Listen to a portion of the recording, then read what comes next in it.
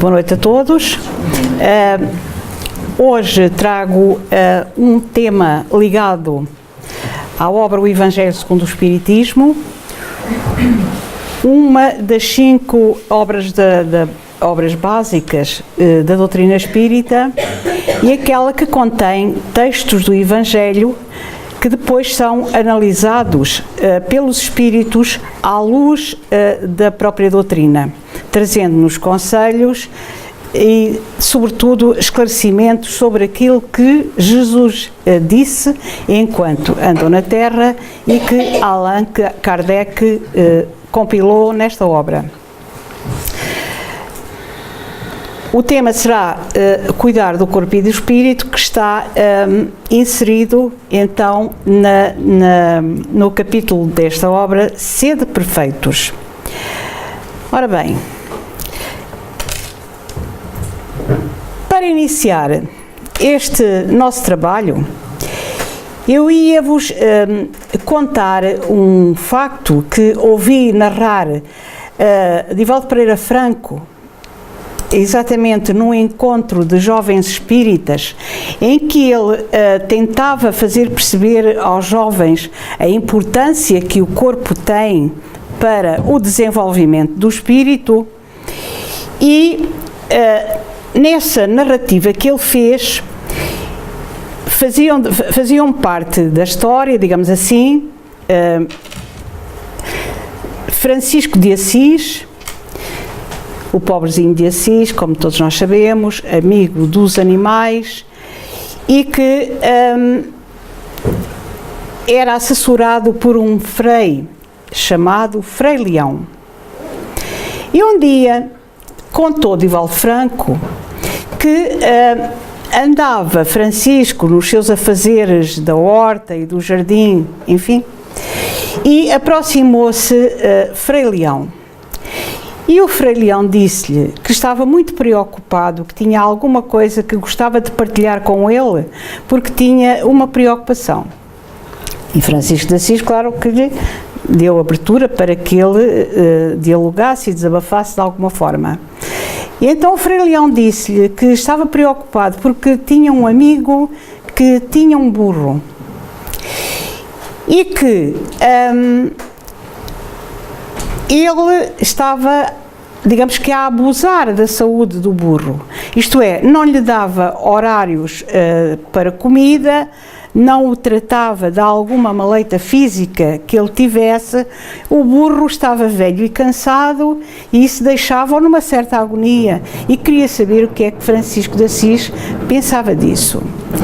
Então, Francisco disse-lhe: isso é uma crueldade, não se faz, vou ter que falar com ele para ver se damos um jeito a essa situação, porque isso é contra a natura, não se faz. Estou muito preocupado, terá-lo para trocarmos ideias.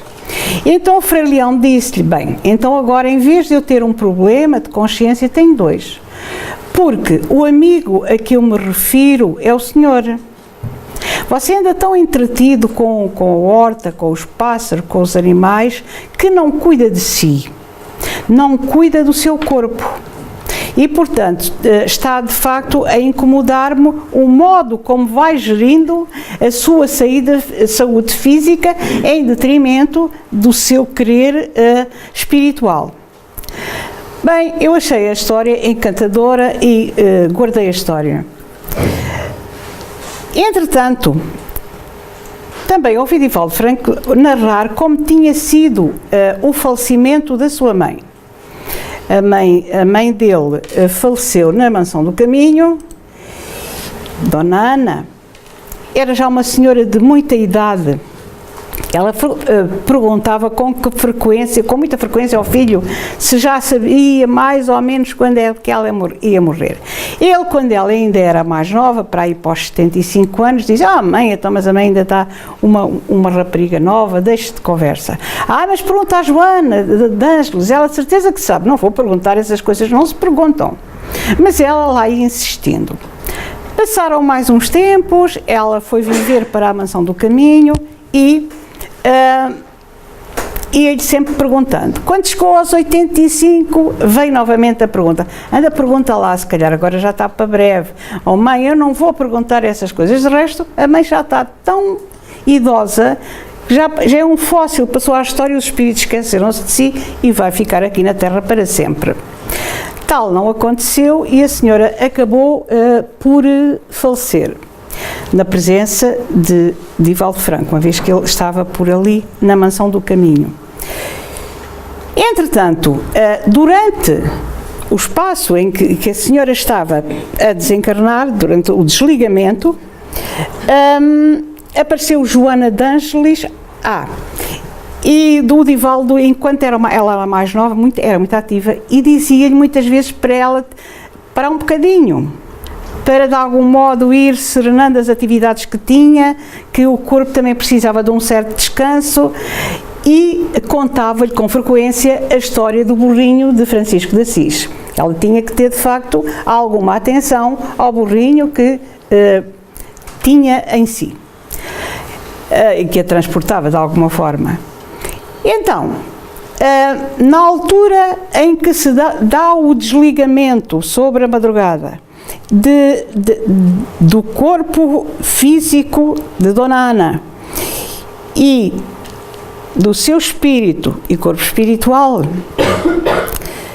Joana de Ângeles aproximou-se, arrebatou-a, digamos assim, do corpo que estava inerte e, estando ela lúcida, disse-lhe: olha, Ana, olha o burrinho, agradece-lhe agora o que fez por ti.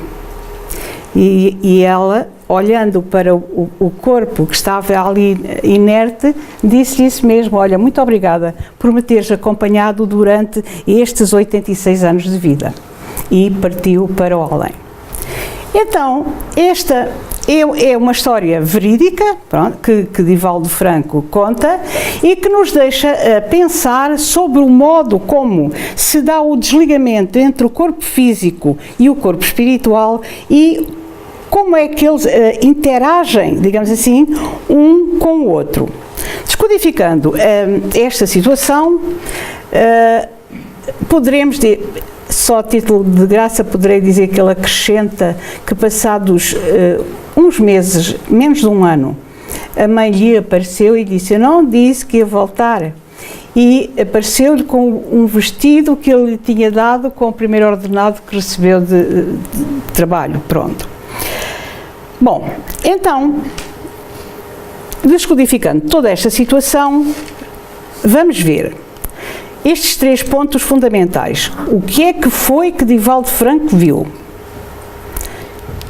O que é que ele viu ao fim e ao cabo? Ele viu a separação entre o corpo físico da mãe e o corpo espiritual mais espírito. Perispírito mais espírito, como nós dizemos aqui dentro da linguagem espírita, foi isso que ele viu. Ele viu, ouviu, via cores, essa separação. Então, põe-se uma segunda questão. Fará sentido o espírito estar grato ao corpo? Porquê é que o espírito há de estar grato ao corpo? Porquê é que ela tinha que agradecer àquela que ela chamava por graça o seu jumentinho, o tê-la acompanhado durante os seus 86 anos de vida? E ainda, uma última questão que poderemos abordar é que ligação existe entre um e o outro, entre um corpo físico e um corpo espiritual que vai para o além. Ora bem, então, vamos pensar. E pensamos da seguinte forma: qual é que será mais importante? É a primeira questão que se nos põe. Entre o corpo físico e o corpo espiritual, aquele que se mantém para a eternidade, qual é que será o mais importante? Será que eles têm a mesma importância? São diferentes? Um não vale nada e o outro vale muito? Enfim. E essa explicação vem então no Evangelho segundo o Espiritismo, no capítulo Sede Perfeitos. Já disse, na parte que diz, cujo título é Cuidar do Corpo e do Espírito. Aquilo que o Evangelho nos diz é que para a humanidade põem-se duas vertentes. Uma é a dos ascetas, isto é, as pessoas que deixam para trás todos os prazeres da vida, todo o contacto com os outros seres, porque para eles só a espiritualidade interessa. Aquelas pessoas que se isolam para sempre. Pronto, a quem a vida diária, não é, de algum modo passa ao lado. Em contrapartida, opõem-se-lhe os materialistas, que são aquelas pessoas que só pensam nas coisas materiais, ainda mais do que o Patinhas que está aqui feliz e contente com ouro por todo o lado. Então, dentro destas duas situações, poderemos então ver. Iremos ver primeiro o que são os espíritos. E diz-nos Allan Kardec que... que os espíritos são os seres inteligentes da criação. Eles povoam o universo além do mundo material. Portanto, todo o nosso universo, aquele que nós não vemos até, ou que muitos que aqui estão poderão ver, está povoado por espíritos. São, portanto, os seres inteligentes que povoam o mundo material fora do mundo físico.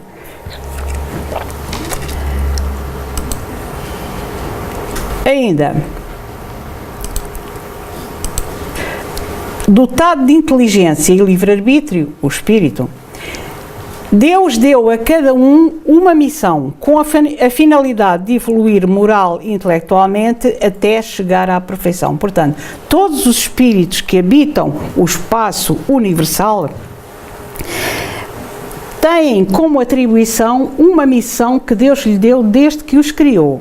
É evoluírem moral e intelectualmente até serem seres perfeitos, ou espíritos puros. Neste momento, nós também já sabemos mais alguma coisa, já não estamos nas primeiras encarnações, mas até chegarmos a espíritos puros, faltar-nos-ão então muitas vidas, de modo a podermos evoluir em cada uma delas. Esta é a parte espiritual do ser, aquilo que nós somos e o motivo por que estamos na Terra, para evoluir, para crescer espiritualmente. Depois, isto é de Allan Kardec, existe o corpo físico, a matéria, de que nós também somos constituídos neste momento. Neste momento nós somos espírito e matéria. O nosso espírito impregna o nosso corpo físico, mas o nosso corpo físico é material. A partir do momento em que o espírito se soltar, digamos assim, nada mais fica do que matéria inerte. E trouxe-vos um textinho de Gabriel Delane que analisa exatamente o quanto o nosso corpo é perecível. Nem sequer é o mesmo desde o nascimento até à morte, o que não deixa de ser curioso. E diz Gabriel Delane: se me viessem assegurar que não há uma só partícula do meu corpo de há 30 anos, que a sua massa mudou radicalmente e que absurdo é, neste caso, falar de identidade, torna-se imprescindível presumir o corpo habitado por uma entidade imaterial que lhe mantenha a identidade pessoal através das mudanças perpétuas e dos casos estruturais. Ora bem, Gabriel Delane analisa aqui que se não houver de facto algo de imaterial que se mantenha durante uma vida, o corpo é completamente decomposto, porque não há nada que o una, que o mantenha, uma vez que todas as partículas do nosso corpo vão sendo substituídas por outras e nada já resta daquilo que nós éramos ao nascer, aos 6 meses de idade, como é esta menininha bonitinha que aqui tem à frente. Bom, então, neste momento, ela já não será nada disto, logicamente, de algum modo, dando força àquilo que Gabriel Delane nos vem dizer. Por outro lado, diz Allan Kardec, sendo a matéria o objeto de trabalho do espírito para desenvolvimento das suas faculdades, era necessário que pudesse agir sobre ela. Ou seja, para que o espírito evolua, ele tem necessidade de se servir da matéria. Pode ter as melhores intenções, mas se não tiver um corpo físico, material, o espírito não consegue evoluir. Porque não tem ferramenta, digamos assim. O corpo é, digamos que, a ferramenta de que o espírito se serve para evoluir. Por isso, há muitos espíritos no mundo espiritual que estão mortinhos, passa graça, para reencarnar. Para quê? Para terem mais uma oportunidade de evoluírem, de aprenderem com os seus semelhantes no corpo físico. E depois diz Kardec, por isso é que ele veio habitar, ele, o espírito, veio habitar a matéria como o lenhador habita a floresta. Olhem que coisa interessante. Isto é quase poético. Viu-se na necessidade de habitar de alguma forma aquilo que precisa para evoluir, tal como um lenhador que vem para a floresta construindo a sua habitação com os próprios troncos que a floresta lhe fornece. E como é que se dá esta ligação? Como é que um corpo, ao ser habitado por um espírito, tem discernimento para avançar numa vida primeira? Através do fluido universal, que é doado pela espiritualidade, na altura da concepção, àquele ser que vai iniciar uma nova vida. Aquele ser fica impregnado de fluido espiritual, ou fluido vital, também assim dizendo. Cada um de nós recebe, portanto, ao encarnar, uma determinada quantidade de fluido vital que lhe irá permitir levar uma vida sequencial, porque para isso tem força. Esse fluido, como é que é mantido no corpo físico? Isto é como aos automóveis. A gente carrega, mas depois há de haver um mecanismo que vai renovando a bateria do carro. E como é que a bateria é renovada? Através das nossas ações, dos nossos movimentos, vamos sempre carregando cada vez mais as nossas baterias. Como? Através do funcionamento dos órgãos. É o funcionamento dos órgãos que vai fazendo recarregar o fluido inicial que nós fomos recebendo e que nos irá dar para prolongarmos a nossa vida. E aqui está implícito, como aliás já falei, o esquema da reencarnação. Nesta imagem temos um ser no mundo espiritual, rodeado unicamente de fluido universal, e ao reencarnar ele vai receber então a quantidade de fluido vital necessária para o projeto de vida que programou enquanto estava no além, que irá fazendo então render pelo funcionamento dos órgãos, e aqui está consequentemente a necessidade de o ser integral manter em boas condições o corpo físico, porque o espírito, quando é integrado num corpo físico, sente-se preso,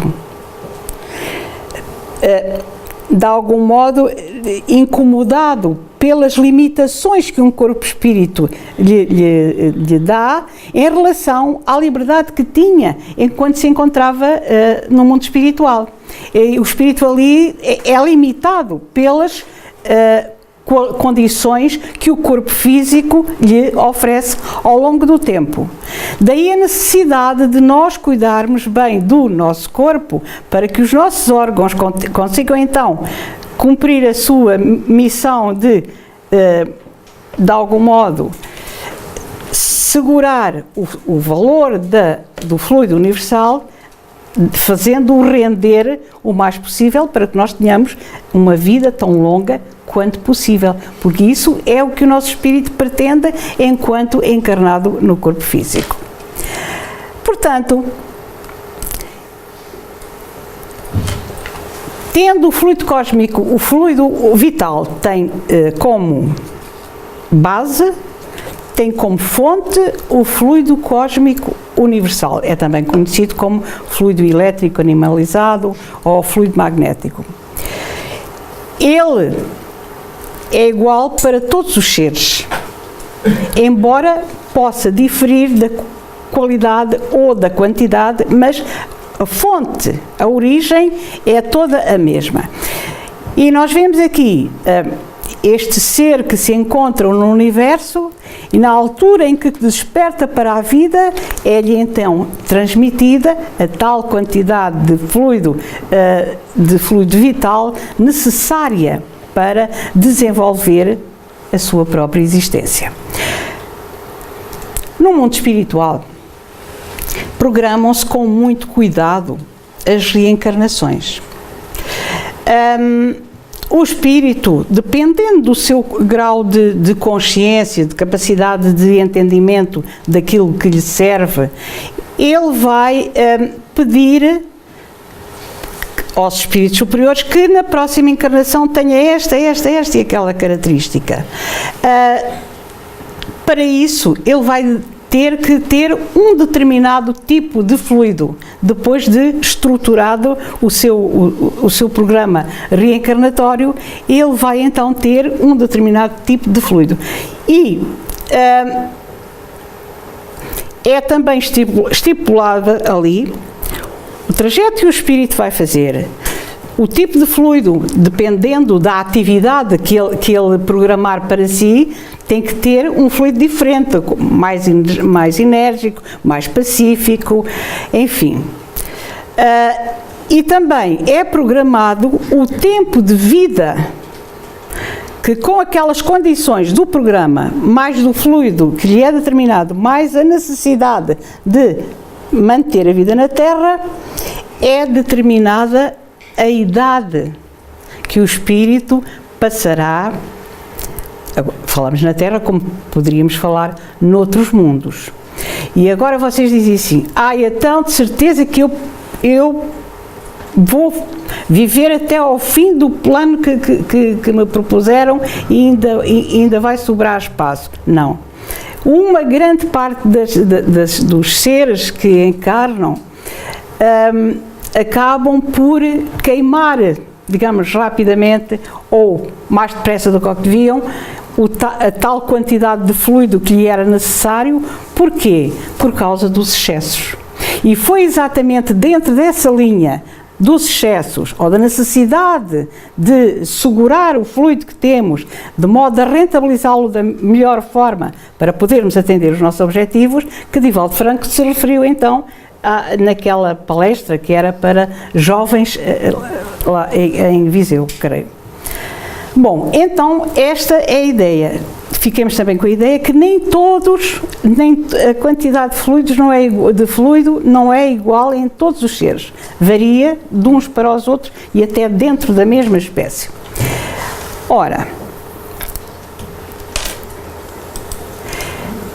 falaremos um pouco ainda sobre o fluido vital de uma forma diferente. Olha, eu disse que o fluido vital era diferente de seres para seres. E vejam bem, o caso deste animal simpaticíssimo. Ele deve ter um tipo de fluido vital muito, muito, muito, muito aguado, não é? Assim, muito simples. Será?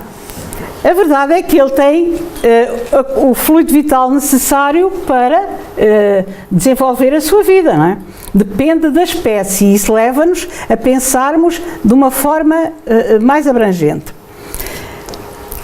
Diz Allan Kardec, alguns possuem apenas uma quantidade suficiente de fluido, outros estão saturados deste fluido.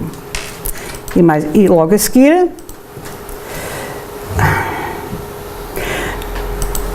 a quantidade de fluido vital não é igual em todos os seres orgânicos, varia nas espécies e em cada indivíduo.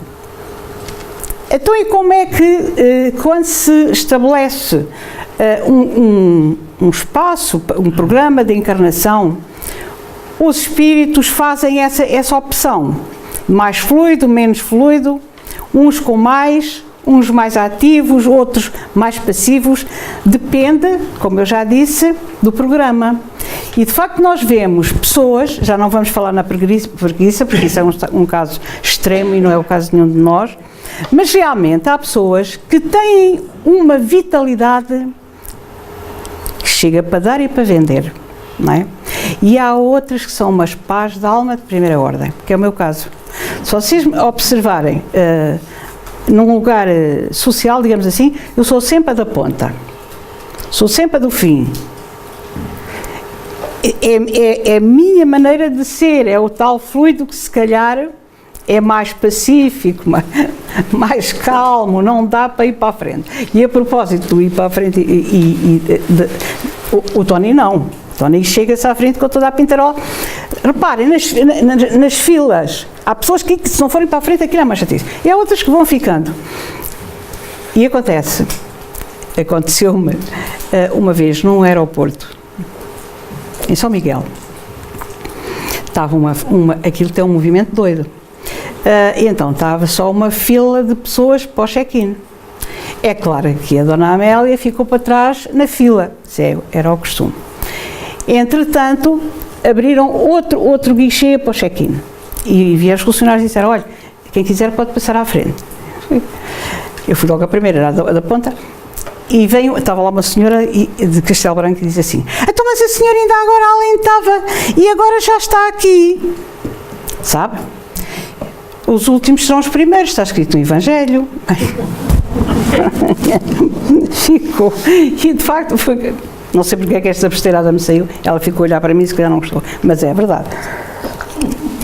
Bom, isto a propósito do mais fluido vital, o Lucas está, quando vamos lá, estamos sempre a chamar, sou lá para a ponta, bom, e menos fluido vital, portanto, tem a ver também com aquele fluido de que nós precisamos para o nosso plano de vida. Se calhar o facto de eu ser uma pessoa mais fica para trás, também me dá algumas vantagens em determinadas atividades. Faz-me pensar melhor, sei lá, não é? Não me atiro tanto para a frente. Das pessoas não, tem que ter muito fluido, dependendo daquilo que trazem programado. Isto foi uma parte. Agora, há também aquelas pessoas que têm vida para dar e para vender e que conseguem coisas extraordinárias, ao contrário da nossa amiga preguiça, temos as encantadoras formigas que de facto nos dão grandes lições até de trabalho em conjunto e conseguem verdadeiros milagres. Diz Allan Kardec, por isso alguns indivíduos são mais ativos e mais enérgicos, porém esta quantidade de fluido esgota-se e pode ser incapaz de entreter a vida se não for renovada através da absorção e assimilação de substâncias que a contêm. Portanto, há que renovar essa quantidade de fluido, já disse, através de substâncias que nos alimentem e até a nível físico, mas também a nível espiritual. O que é que acontece aqui no centro? Com o passe. Porque o fluido vital é passível de se transmitir de indivíduo para indivíduo. Daí a beleza e a rentabilidade que tem o passe, porque ao fim e ao cabo é uma transmissão de energias de alguém para outro alguém.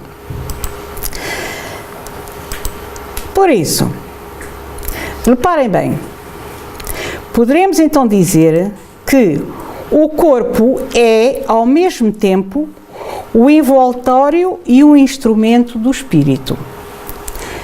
O espírito, enquanto encarnado, está, digamos que, impregnado de corpo físico. O corpo físico é a última camada do espírito e do corpo espiritual. Pela concepção, havendo um espírito que se liga ao germe físico, a pouco e pouco o corpo espiritual daquele espírito ir-se-á impregnando do corpo físico que está na barriga da mãe. E a pouco e pouco formam um todo, espírito, corpo espiritual e matéria. Agora, ao ligar-se à mãe, o corpo espiritual daquele espírito, o seu perispírito, traz determinadas características que vêm depois tornar-se visíveis durante a vida daquele ser. Daí, se o corpo espiritual daquele espírito tiver e tem neste nosso mundo defeitos de fabrico, isto é, marcas que lhe foram sendo imprimidas ao longo de várias existências, essas marcas do perispírito ir-se-ão plasmar no corpo físico e darão origem, muito provavelmente, a doenças, que nós não sabemos qual é a causa e, afinal de contas, são doenças que vêm inscritas no perispírito, que é atribuído àquele corpo físico. Por isso, a expressão muito conhecida, não há doenças, há doentes. Doentes somos todos nós que trazemos no nosso corpo espiritual marcas de situações que, de algum modo, nos tornaram gente diferente ao longo de outras existências e que trazemos para resolver nesta vida. Daí aparecerem esta, aquela e outra doença. Claro que não serão todas, não estou a falar na generalidade, mas muitas têm como explicação situações que marcamos no nosso corpo espiritual em vidas anteriores e que nestas estaremos para reparar aquela marca, de modo a que o nosso corpo espiritual final, quando formos espíritos puros, esteja imaculado e limpo como uma radiografia limpinha. Okay? Então, poderemos dizer que o corpo é, ao mesmo tempo, o envoltório e o instrumento do espírito. O espírito serve-se do corpo para avançar nas tarefas que trouxe programadas ou não, e mais aquelas que ele entende que poderão trazer-lhe mais saber, mais bem-estar, ou então avançar, de algum modo recuar perante as propostas que lhe foram de algum modo feitas e que ele acaba por não completar nesta vida. E à medida que este adquire novas aptidões, o espírito reveste um invólucro apropriado ao género de trabalho que deve realizar. Ou seja, o perispírito é apropriado às características que o espírito tem e de cada vez ele tem características diferentes. É apropriado àquilo que o espírito é. Tal como se dá a um trabalhador instrumentos menos grosseiros à medida que ele seja capaz de fazer um trabalho mais delicado. Isto está na obra A Gênese. Vejam bem. Por um lado, o espírito vai moldando o corpo, mas por outro lado também o corpo sofre as influências do espírito e o corpo espiritual se vai modificando. E é por causa disso e Allan Kardec explica-nos que há pessoas que têm um cariz espiritual de tal forma notório, são pessoas comuns, têm uma cara normal, um corpo normal, mas quando ali a pessoa se manifesta, a gente quase deixa de ver a cara dela, porque aquele corpo físico parece que se transforma, e essa transformação nota-se nos modos.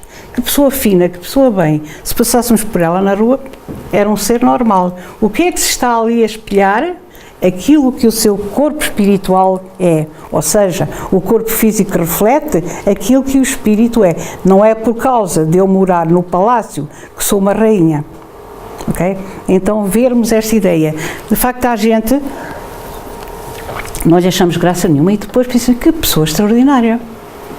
No fim de a conhecer bem, ela tem muita estaleca, como se costuma dizer. O que é que nos chamou a atenção? O que é que modificou ali o físico? Foi quando o espírito se manifesta através de um corpo físico saudável e equilibrado. Okay? Assim sendo, não nos vamos esquecer do macaco. O macaco tem andado aqui às voltas com tudo aquilo que nós, de uma forma atabalhoada, temos estado aqui a analisar, e sabem, ele mudou de expressão e mandou um grito. E o que é que o macaco terá dito neste momento? São iguais. Então, corpo físico e corpo espiritual têm igual importância para o ser humano. Completam-se. Por isso, como é que nós podemos então, e o que é que o Espiritismo nos ensina para que nós possamos, de algum modo, rentabilizar o nosso corpo e o nosso espírito, uma vez que eles são igualmente importantes. O nosso espírito, nós poderemos e devemos dar-lhe saber, dar-lhe oportunidades, estudando.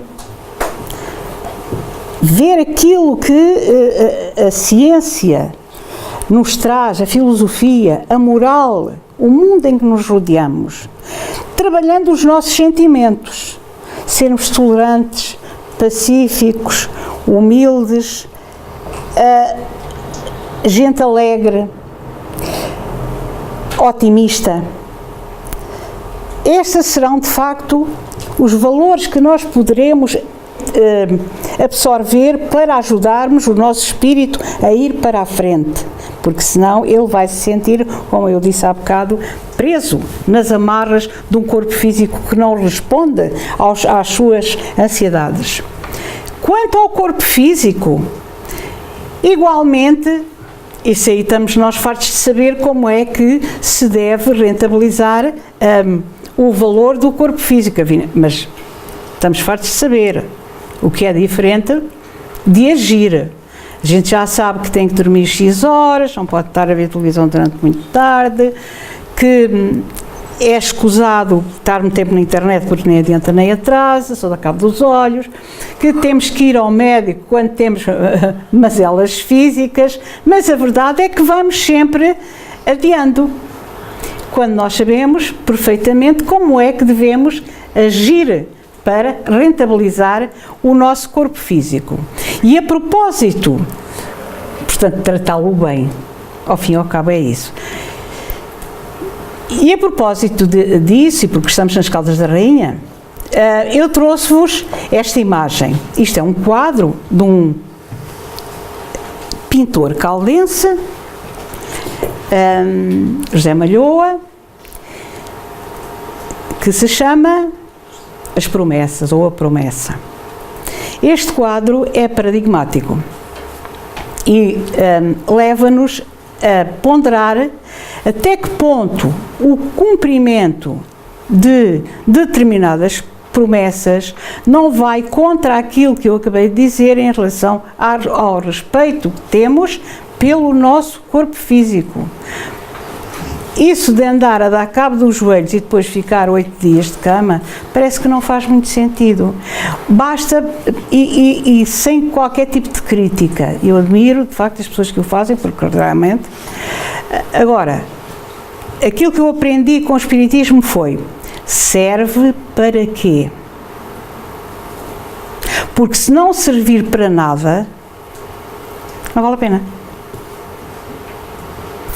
E cada um pondera neste caso e nesta magnífica gravura que o nosso pintor caldense, José Malhoa, nos trouxe, e a propósito temos ali na nossa secretaria, o único quadro psicografado pelo médium, psicopictografado pelo médium Florencio Anton, que representa uma saloia caldense, e na parte de trás do quadro está escrito também pelo espírito, com um beijo no coração à gente da minha terra. Se eventualmente depois quiserem ver, é o único quadro que eu saiba, não sei se já aconteceu alguma vez, psicopictografado, pintura mediúnica, pelo médium Florencio Anton. Bom,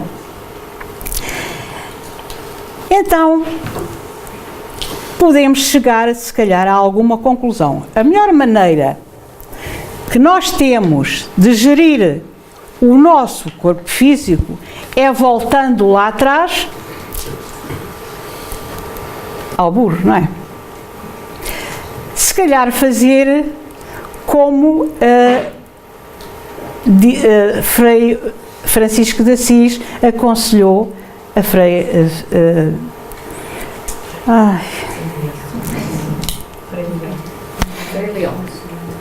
Leão, exatamente. E o burrinho, animal pacífico, de facto, pode ser uma boa referência na nossa vida, não é? Porque ele está sempre disposto a tudo. E eu acrescentei aqui a ideia de viver na terra, adotando o nosso corpo como o nosso doce jumentinho, fará de nós certamente gente mais feliz, a percebermos do quanto o corpo, apesar de ser transitório e tal, é importante para a nossa vida, e devemos-lhes respeito e, de algum modo, muita gratidão, como foi o caso de Dona Ana, na altura em que viu o seu corpo jazer inerte, lá na Mansão do Caminho. Ora bem, agora que já de algum modo vos convenci a partilharem a minha ideia de sermos um pouco burros, não sei se concordam, mas é por aí. Bom, às vezes faz a diferença. Vamos ver. Às vezes, ainda dentro dos cuidados que temos que ter, eu estou quase a terminar, dos cuidados que devemos ter com o nosso corpo físico, entra o problema da saúde e do centro de saúde, aí, e do médico de família e dessa gente que a gente conhece. Bom, então eu vou-vos contar um caso real que se passou comigo, consequentemente, podia ser com outra pessoa, mas não foi comigo, aqui há uns anos largos, quando eu tive que tirar um quisto que tinha aqui atrás, na cervical. E então, a cirurgia foi feita aqui no Hospital das Caldas, e depois encaminharam-me para o meu centro de saúde, o centro de saúde da minha freguesia, para fazer os respectivos curativos. E houve um dia em que era para tirar os pontos que estavam na cicatriz, e naquele dia não estava lá o médico. Neste momento já não é tão deserto o lugar, já tem outras construções, mas na altura só estava mesmo ali o centro de saúde. Era isolado do resto da povoação. Não estava lá o médico, só estava lá a enfermeira, já tinha toda a gente ido embora, e eu estava lá deitada na marquesa, e a enfermeira disse-me: "Oh, Dona Amélia, está aqui uma coisa que não me está a agradar, está aqui um ponto escuro no fundo do buraco, digamos assim, e eu não sei se isto, o que é isto, se é um resto de um ponto ou se é alguma coisa que está aqui de algum modo a entravar a cicatrização da ferida." E eu disse: "Oh, Sra. Enfermeira, tire-o." E ela disse: "Isso não vou fazer, porque não está aqui mais ninguém, hoje não está cá o doutor nem nada, já cá estamos sozinhas, e se isto começa para aqui a sangrar." "Tire isso, Sra. Enfermeira, pegue numa pinça e tire." E ela disse: "Sozinhas?" "Mas nós não estamos aqui sozinhas.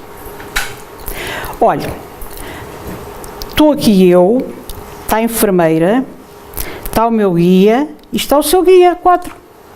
Portanto, veja lá se tira isso, até porque eu preciso do corpo. hoje à noite eu vou fazer uma palestra ao Centro Espírita, consequentemente, veja lá se acaba com isto. E então ela, e pronto, olha, eu vou tirar, aconteça o que acontecer. Ó, senhora enfermeira, o meu corpo é como o burrinho de Francisco de Assis, não se preocupe. A enfermeira sabe a história do burrinho de Francisco de Assis? Ela disse que não foi o que eu quis, não é? E pronto, e lá lhe contei a história. Fui para casa, não disse isto a ninguém, também não era para dizer, não é? Foi brincadeira, brejeirice, correu bem e tal, e fui para casa. Entretanto, à noite, vim ao centro. Vim ao centro a fazer a palestra, como já tinha dito. E o que é que acontece? Aqui ao meu lado estava um trabalhador do centro, que não era o Tony. E que esta gente está aqui ao lado, estão sempre a escrevinhar, não é? E ainda gostava de saber o que é que eles estão sempre a escrever, e de vez em quando tenho curiosidade. E acontece que a pessoa que estava aqui ao lado estava a escrevinhar num papel, e eu pensei, que raio que tanto escreve. E então mulheres, né? Se fosse homens. Agora está sempre ali a escrever ao meu lado, coisa incomodativa. E o que é que acontece? Eu estava mortinha para saber o que é que ele tinha no papel. E estava tão morta para saber o que é que estava no papel, que lhe disse assim, olha, não se importa de responder agora a esta pergunta. Meu dito, meu feito. Ele aceitou e eu puxei o papel para mim. E o papel era este. Ora bem, o que é que estava escrito no papel?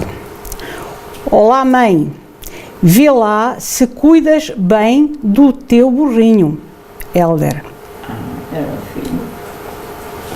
Bem, eu quando vi isto, ainda escrevi aqui esta nota. Pode dizer às pessoas o que está aqui, porque isto era encantador, e depois eu ia explicar. Mas ele não fez. De qualquer maneira, levei o papel. Como vê, esta fotografia foi tirada em cima de um teste que tem a caligrafia do meu filho. Agora, este foi o papel que eu levei do centro e que está aqui para a memória. Bom, daqui nós podemos concluir o quê? É que depois eu cheguei lá fora e perguntei ao médium, porquê que não disse às pessoas? Eu não lhe escrevi no papel que podia contar o que é que estava escrito. E ele disse, não, porque eu não entendia o que isto era. Mas que conversa é esta? O que é que a Amélia sabe disto? O que é que isto lhe diz a si? Então, o que é que isto me dizia a mim? Que lá no centro de saúde, numa das freguesias daqui do concelho de Caldas da Rainha, naquele dia em que eu fui lá tirar os pontos e fazer o tratamento com a simpática enfermeira, não estavam só 2 pessoas e os seus guias. Estava pelo menos mais um. E pronto, é aqui que eu vou terminar o meu trabalho.